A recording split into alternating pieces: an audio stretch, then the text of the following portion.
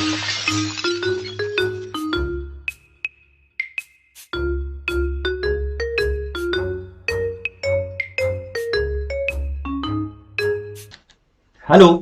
सो थोड़े अपने चैनल ते तुहाडा सारिਆਂ ਦਾ फिर तो बहुत बहुत स्वागत है। जिमें कि ਤੁਹਾਨੂੰ पता है मैं फिजिक्स ਦੇ MCQ लेके आया सी बाई लैंग्वेज इंग्लिश ਅਤੇ ਪੰਜਾਬੀ ਦੋਵਾਂ ਦੇ ਵਿੱਚ। ਸੋ ਜਿੱਥੇ ਵੀ ਫਿजिक्स ਆਉਣੀ ਹੈ ਉੱਥੇ ਲਈ ਇਹ MCQ ਬਹੁਤ ਜ਼ਿਆਦਾ ਇੰਪੋਰਟੈਂਟ ਨੇ। ਆਰਾਮ ਨਾਲ ਸਮਝੋ, ਲਗਭਗ 20 MCQ ਆਪਾਂ ਕਰ ਚੁੱਕੇ ਸੀ, ਅਗਲੇ 30 MCQ ਅੱਜ ਕਰਾਂਗੇ। ठीक है, सो आराम नाल पढ़ने ने, नाल मैं समझाई जाऊंगा। ठीक है, मैं उम्मीद करदा कि तुहानू इहदा पहला पार्ट वधिया लग्या होना। सो अज आपां दूजा पार्ट स्टार्ट करांगे। किसी दी कोई भी क्यूरी एडवाइस कुछ भी होवे तां तुहानू कमेंट करके दस सकदा। सो अज दा लैक्चर स्टार्ट करते हैं।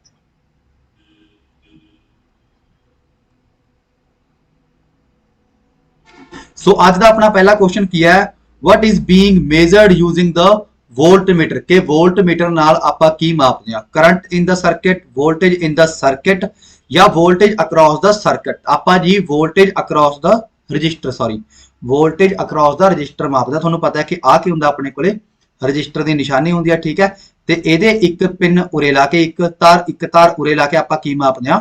वोल्टेज मापदे हां। ते वोल्टेज नूं ही की कहा जांदा है? पोटेंशियल डिफरेंस कहा जांदा है। किहदे नाल मापदे हां आपां?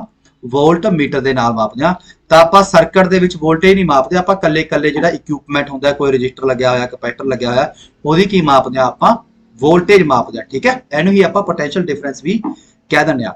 द लीस्ट दा मतलब घट्टो घट रजिस्टेंस ऑब्टेन्ड बाय द 2 ओम, 4 ओम ते 1 ओम अते 100 ओम। मतलब की है, इन्हां नूं लगा के आपां घट्टो घट कितनी रजिस्टेंस पा सकदे हां? तुहानूं पता है कि जदों आपां ने बहुत सारियां रजिस्टेंस तो रजिस्टेंस घटानी होवे तां आपां रजिस्टेंस नूं पैरेलल दे विच लगाने। ओहदा फार्मूला की हुंदा 1/Rn is equal to 1/R1 plus 1/R2 plus 1/R3। ऐसा करके n तक जाता है तो ये उत्ते फार्मूला की लग जूगा 1/2 प्लस 1/4 प्लस 1/1 प्लस 1/100। हुण ऑब्वियस जी गल है, ਇਹਦਾ एलसीएम लगभग कितना आ जाऊगा जी? 100। ठीक है, जे मैं गलत नहीं है तो ਇਹਦਾ एलसीएम क्या आ जाऊगा जी? 100 आ जाऊगा। सो इत्थे ऊपर 50 आ गया, प्लस 25 चौका 100 प्लस 1 गुणा 100 प्लस 1 बटे दे विच कितना आ गया? 100 आ गया। 25 125 150 175 से 176 बटा 100 आ गया। ठीक है जी, 176 बटा 100 आ गया। जदों आपां इहनूं उल्टावांगे तां इह की बन जू 100 बटा 176। क्यों? क्योंकि तुहानूं पता उल्टाने क्यों नहीं है? क्योंकि 1/Rn की वैल्यू है ते Rn की वैल्यू उल्टा के की आ जूगी? 100 बटा 176। इहदा की हो जूगा? उल्टा। जदों 100 बटा 176 करांगे तां इहदा मतलब की है? एक तो घट वैल्यू आऊगी। ठीक है जी, एक तो भी घट वैल्यू आऊगी तो टोटल रजिस्टेंस की वैल्यू कितनी आऊगी? एक तो घट आऊगी। ठीक है जी, लैस दैन 1। तो एक ही हो गया अपना आंसर हो गया। एडा कड्ढण की लोड़ वैसे हुंदी नहीं हैगी। ठीक है, ऐ पता लगता है। Resistivity of a given metallic wire depends upon, तुहानूं पता है कि रजिस्टेंस जो होंदी है, रजिस्टेंस होंदी है ये किहदे उत्ते डिपेंड करदी है?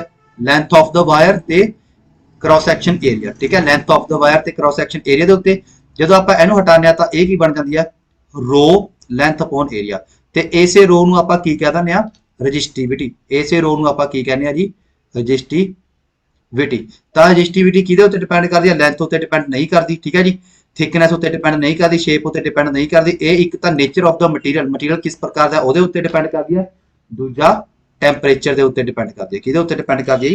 टैंपरेचर ਦੇ ਉੱਤੇ डिपेंड करदी है। ठीक है जी, आगे अपने को आ गया 24वां question. If the n resistors each of resistance are connected in the parallel combination, जे सारे दे सारे पैरेलल दे विच लगे होण resistor, then the equivalent resistor, तुहानूं पता है कि जब सारे दे सारे पैरेलल च लगे हुंदे ने तां 1/Rn की हुंदी है? 1/Rn की होगा 1/R1 plus 1/R2 R up to Rn तक।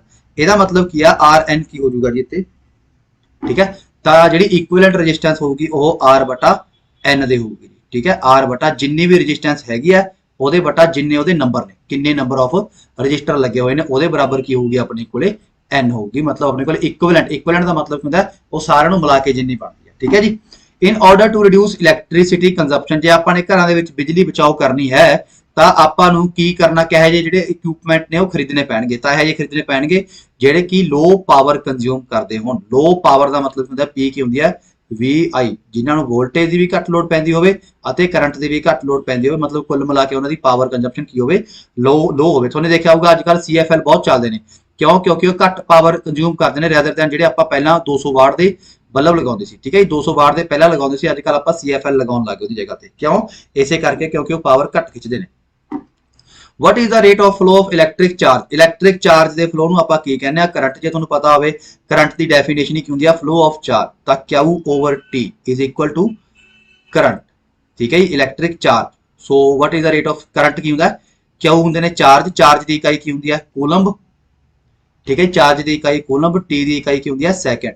ਤਾਂ ਕੂਲੰਬ ਓਵਰ ਸੈਕਿੰਡ ਹੋ ਗਿਆ, ਤਾਂ ਕਰਕੇ ਕਰੰਟ ਦੀ ਇਕਾਈ ਕੀ ਹੁੰਦੀ ਹੈ? ਅੰਪੀਅਰ।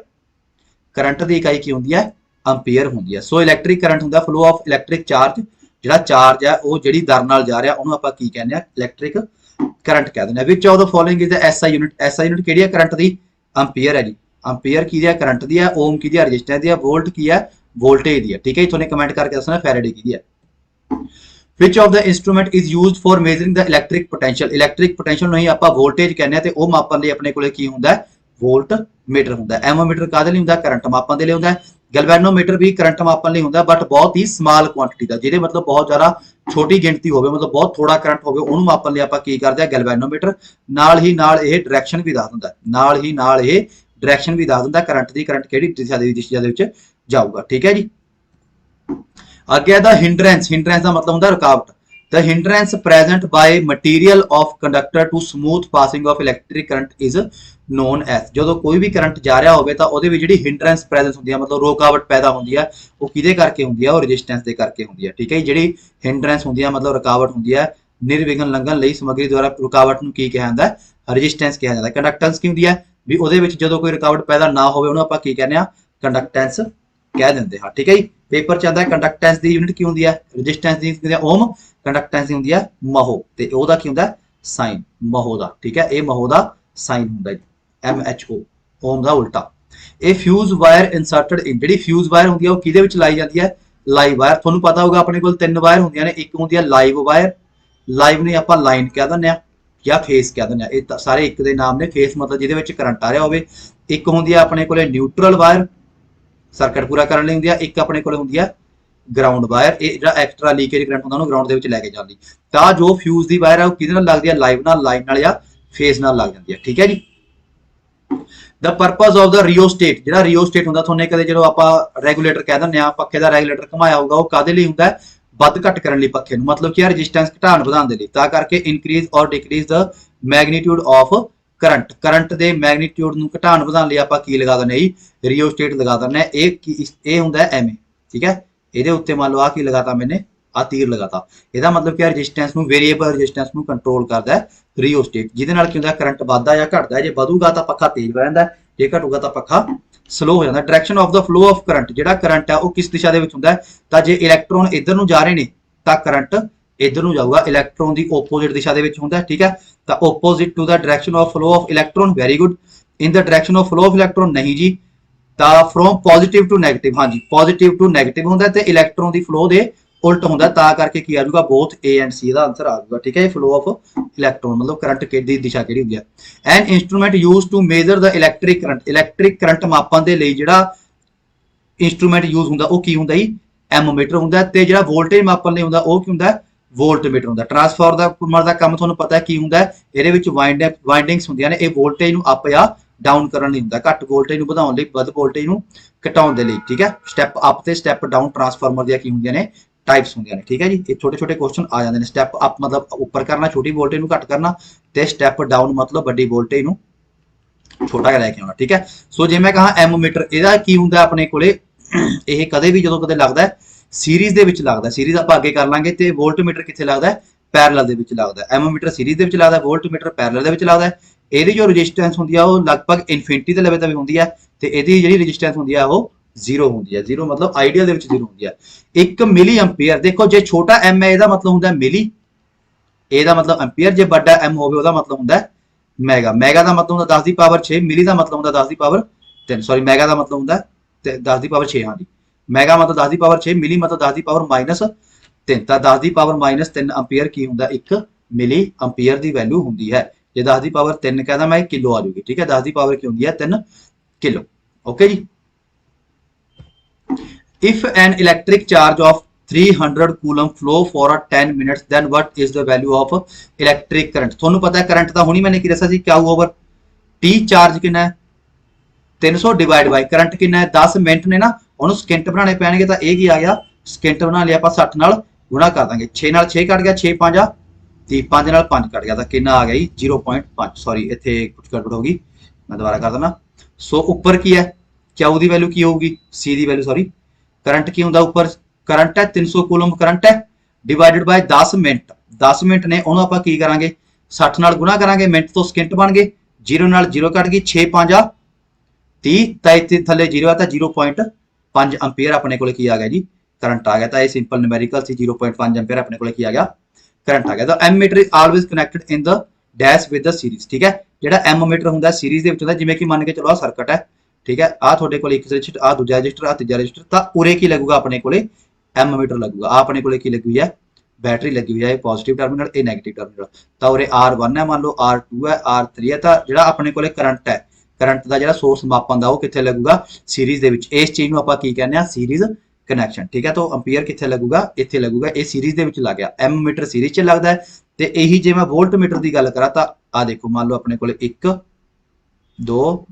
ਆ ਆਪਣੇ ਕੋਲੇ 3 ਆ R1 R2 R3 ਇੱਥੇ ਮੈਂ ਕੀ ਲਗਾ ਦੂੰਗਾ ਜੀ ਵੋਲਟਮੀਟਰ ਤਾਂ ਵੋਲਟਮੀਟਰ ਕਿਹਦੇ ਵਿੱਚ ਲੱਗਦਾ ਆਪਣੇ ਕੋਲੇ ਇਹ ਪੈਰਲਲ ਦੇ ਵਿੱਚ ਲੱਗ ਜਾਂਦਾ ਠੀਕ ਹੈ ਇਹ 네ਗੇਟਿਵ ਇਹ ਇੱਕ ਪੋਜ਼ਿਟਿਵ ਇੱਕ 네ਗੇਟਿਵ ਠੀਕ ਹੈ ਜਿਹੜਾ ਆਪਣੇ ਕੋਲੇ ਵੋਲਟਮੀਟਰ ਆ ਉਹ ਪੈਰਲਲ 'ਚ ਲੱਗਦਾ ਹੈ ਤੇ ਜਿਹੜਾ ਆਪਣੇ ਕੋਲੇ ਐਮੀਟਰ ਹੈ ਜਾਂ ਗਲਵੈਨੋਮੀਟਰ ਹੈ ਉਹ ਸੀਰੀਜ਼ ਦੇ ਵਿੱਚ ਲੱਗਦਾ ਹੈ। ਐਮੀਟਰ ਜਾਂ ਗਲਵੈਨੋਮੀਟਰ ਦੀ ਜਿਹੜੀ ਆਪਣੇ ਕੋਲੇ ਰੈਜ਼ਿਸਟੈਂਸ ਹੁੰਦੀ ਆ ਉਹ ਟੈਂਡਸ ਟੂ 0 ਹੁੰਦੀ ਹੈ ਠੀਕ ਹੈ ਤੇ ਵੋਲਟਮੀਟਰ ਦੀ ਜਿਹੜੀ ਹੁੰਦੀ ਆ ਉਹ ਲਗਭਗ ਇਨਫਿਨਿਟੀ ਹੋਣੀ ਚਾਹੀਦੀ ਹੈ ਆਈਡੀਅਲ ਦੀ ਠੀਕ ਹੈ। ਅਕੋਰਡਿੰਗ ਟੂ ਓਮ ਲਾ ਕੀ ਕਹਿੰਦਾ V is equal to IR ਜਿਹਦੇ ਵਿੱਚ V ਕੀ ਆ ਵੋਲਟੇਜ I ਕੀ ਆ ਕਰੰਟ R ਕੀ ਹੈ ਰੈਜ਼ਿਸਟੈਂਸ ਠੀਕ ਹੈ ਜੀ। So V is equal to IR ਇਹਦੇ ਵਿੱਚ ਟੈਂਪਰੇਚਰ ਕੀ ਰਹਿੰਦਾ ਜੀ ਕਾਂਸਟੈਂਟ ਰਹਿੰਦਾ ਜਿਹੜਾ ਵੀ ਟੈਂਪਰੇਚਰ ਹੋਊਗਾ ਉਹ ਕੀ ਰਹਿੰਦਾ ਹਮੇਸ਼ਾ ਕਾਂਸਟੈਂਟ ਰਹਿੰਦਾ ਤੇ ਇਹ ਹਮੇਸ਼ਾ ਉਸ ਸਰਕਟ ਲਈ ਕੰਮ ਕਰੂ ਜਿਹਦੇ ਵਿੱਚ ਕੋਈ ਵੀ ਨਾਨ ਲੀਨੀਅਰ ਡਿਵਾਈਸ ਨਹੀਂ ਹੈਗੀ ਜਿਹਦੇ ਵਿੱਚ ਕੋਈ ਵੀ ਨਾਨ ਲੀਨੀਅਰ ਡਿਵਾਈਸ ਨਾ ਹੋਵੇ ਜਿਵੇਂ ਕਿ ਇੰਡਕਟਰ ਜਿਹਦੇ ਵਿੱਚ ਇੰਡਕਟਰ ਹੋਊਗਾ ਉਹਦੇ ਵਿੱਚ ਇਹ ਕੰਮ ਨਹੀਂ ਕਰੂਗਾ ਤੇ ਟੈਂਪਰੇਚਰ ਕਾਂਸਟੈਂਟ ਦੇ ਉੱਤੇ ਕੰਮ ਕਰੂਗਾ ਤਾਂ ਕਰਕੇ ਓਮਸ ਲਾਅ ਇਹਦੇ ਵਿੱਚੋਂ R ਦੀ ਵੈਲਿਊ ਕੀ ਆ ਜਾਂਦੀ ਹੈ V ਓਵਰ I ਤੇ R ਦੀ ਯੂਨਿਟ ਕੀ ਆ ਜਾਂਦੀ ਹੈ ओम ਤੇ ਜੇ ਮੈਂ ਗੱਲ ਕਰਾਂ R ਡਿਪੈਂਡ ਕਿਹਦੇ ਉੱਤੇ ਕਰਦਾ ਹੈ ਲੈਂਥ ਜੋ ਵੀ ਵਾਇਰ ਹੈ ਉਹਦੀ ਲੈਂਥ ਦੇ ਉੱਤੇ ਥੱਲੇ ਏਰੀਆ ਕ੍ਰਾਸ ਸੈਕਸ਼ਨ ਏਰੀਆ ਉਹਦੇ ਉੱਤੇ ਕੀ ਕਰਦਾ ਇਹ ਡਿਪੈਂਡ ਕਰਦਾ ਹੈ। The electric current flowing through the resistor is inversely proportional to ਹੁਣੀ ਮੈਂ ਤੁਹਾਨੂੰ ਦੱਸ ਚੁੱਕਿਆ ਕਿ ਜਿਹੜਾ ਕਰੰਟ ਹੁੰਦਾ ਹੈ V is equal to IR ਸੀਗਾ ਤਾਂ I ਕਿਹਦੇ ਉੱਤੇ ਡਿਪੈਂਡ ਕਰ ਰਿਹਾ ਡਾਇਰੈਕਟਲੀ ਦਾ ਕਿਹਦੇ ਉੱਤੇ ਕਰ ਰਿਹਾ ਵੋਲਟੇਜ ਉੱਤੇ ਇਨਵਰਸਲੀ ਜੇ ਆਪਾਂ R ਨੂੰ ਇੱਧਰ ਲੈ ਆਈਏ इधरों कट जूगा इधर आ गया R तो इनवर्सली किहदे उत्ते डिपेंड करता है मतलब थल्ले वाले पासे किहदे उत्ते डिपेंड करता है रजिस्टेंस दे उत्ते डिपेंड करता है जे रजिस्टेंस वधूगी तो करंट अपने कोले घटूगा इनवर्सली का मतलब भी जो आ वाली चीज वधूगी तो आ वाली चीज घटूगी उन्हें आपां की कहने inversely proportional the materials having low resistivity मैं तुहानूं दस्सी सी आ हुंदी है इहदी यूनिट हुंदी है ओम मीटर की हुंदी है इहदी यूनिट हुंदी है रजिस्टिविटी दी इहनूं साइन नूं की कहंदे ने इस साइन नूं कहंदे ने जी रो इस साइन रो कहते हैं।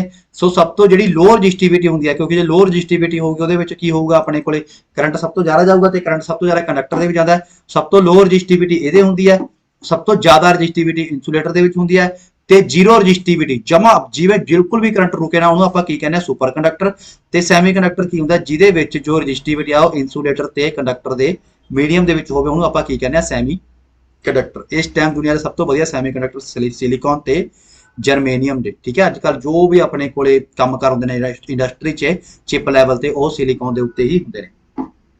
The resistance of the conductor depends upon जिहड़ी रजिस्टेंस है कंडक्टर दी ओदी लेंथ ते भी डिपेंड करदी है जे लेंथ अपने कोले ज़्यादा होगी मैंने कहा सी ना लेंथ उत्ते लेंथ ज़्यादा होगी तो रजिस्टेंस भी वधूगी। क्रॉस सैक्शन एरिया जिन्ना क्रॉस सैक्शन एरिया घट होगा उन्नी वधूगी। Nature of the material of the conductor हुण तुहानूं पता है नेचर दा कि जे ਆਪਾਂ ਲੱਕੜ ਹੋ ਲੈ ਲਈਏ ਮੈਟਲ ਲੈ ਲਈਏ ਜਿਵੇਂ ਕਿ ਤਾਂਬਾ ਲੈ ਲਈਏ ਤਾਂਬੇ ਦੀ ਰਜਿਸਟਿਵਿਟੀ ਬਹੁਤ ਜ਼ਿਆਦਾ ਹੈ ਪਰ ਇਹਦੀ ਜਗ੍ਹਾ ਤੇ ਜੇ ਆਪਾਂ ਕੋਈ ਹੋਰ ਲੈ ਲਈਏ ਉਹਦੀ ਰਜਿਸਟਿਵਿਟੀ ਜਿਵੇਂ ਸਿਲਵਰ ਦੀ ਤਾਂਬੇ ਤੋਂ ਵੀ ਜ਼ਿਆਦਾ ਹੈ ਤਾਂ ਕਰਕੇ ਸੌਰੀ ਰਜਿਸਟਿਵਿਟੀ ਨਹੀਂ ਜਿਹੜੀ ਸਿਲਵਰ ਦੀ ਰਜਿਸਟਿਵਿਟੀ ਆ ਉਹ ਘੱਟ ਹੈ ਤਾਂ ਕਰਕੇ ਉਹਦੇ ਵਿੱਚ ਕਰੰਟ ਜ਼ਿਆਦਾ ਪਾਸ ਕਰਦਾ ਹੈ। ਤਾਂਬੇ ਦੀ ਰਜਿਸਟਿਵਿਟੀ ਥੋੜੀ ਜ਼ਿਆਦਾ ਹੈ ਤਾਂ ਕਰਕੇ ਉਹਦੇ ਵਿੱਚੋਂ ਕਰੰਟ ਘੱਟ ਪਾਸ ਕਰਦਾ ਜਿਹਦੀ ਰਜਿਸਟਿਵਿਟੀ ਠੀਕ ਹੈ ਜਿਹਦੀ ਰਜਿਸਟਿਵਿਟੀ ਜ਼ਿਆਦਾ ਹੋਊਗੀ ਉਹਦੇ ਵਿੱਚੋਂ ਕਰੰਟ ਘੱਟ ਪਾਸ ਕਰੂਗਾ ਬਸ ਇਹ ਤੁਹਾਨੂੰ ਯਾਦ ਰੱਖਣਾ। The material having lowest resistivity, सब तो घट रजिस्टिविटी सिल्वर की होंगी है, पर आप ज़्यादातर यूज क्यों नहीं करते, क्योंकि सिल्वर का मतलब चांदी, तो थोड़ा पता चांदी महंगी बहुत है, जे आप सारे कितने चांदी यूज कर लगे लोगों ने तार घर में रख लेने ने बेचन ला जाएंगे, ठीक है, ता करके चांदी आप ज़्यादातर यूज नहीं करते, ज़्यादातर आप कॉपर या तांबा यूज करते हैं। The equivalent resistance when resistance are connected in series, तो जो सीरीज के हो आर एन कि बराबर होंगी है, मतलब आर टोटल कि बराबर होगी R1 plus R2 plus RN तक जिन्ने भी होंगे, ठीक है, इतने सिर्फ दो दिते हुए तो इसका आंसर क्या आएगा, आर इक्विवेलेंट या आर टोटल रजिस्टेंस, दोनों रजिस्टेंस के होगा जोड़ के बराबर होगा, ठीक है जी। The equivalent resistance in the series combination of resistor, देखो greater than any individual resistance, मान के चलो थोड़े को दो दो ने, ठीक है, थोड़े को दो प्लस दो दो दे तीन रजिस्टर ने, तो टोटल कितनी हो जूगी ये 6, ठीक है, 6 ओम हो जूगी जो आपने सीरीज के लाया, पर जे आप पैरेलल के लगावे तो 1 बटा बटा हो जू, तो उपर कि बन जू 3 बटा 2, चेंज करके कि बन जू 2 बटा 3, तो एक तो भी की हो जूगी घट जूगी, तो एक तो भी की हो जूगी घट जूगी, ता करके जे आप रजिस्टेंस नूं सीरीज के लगाने तो वो इंडिविजुअल तो वध बन जाती है, जे आप पैरेलल के लगाने तो इंडिविजुअल तो घट हो जाती है। The two resistor of value 200 ohm ते 300 ohm are connected in series their equivalent, तो 200 ते 300 नूं जोड़ दो, ठीक है, तो equivalent resistors if two resistors are वो ना 20 होगा, एक्चुअली इतने 20 ओम है, ठीक है, ये गलत लिखा है 20 ओम है, ठीक है, 20 ओम नूं ते 30 ओम नूं ये जोड़ांगे आपको पता है कि 50 ओम आ जाएगा, अपना आंसर क्या आ गया 50 ओम आ गया। The series combination which of the following quantity remain same, जो आप सीरीज लगाने कोई भी सर्किट आ देखो आ सीरीज का होंगे, कोई भी सर्किट है ये सीरीज का सर्किट होंगे, जे मैं कहा आह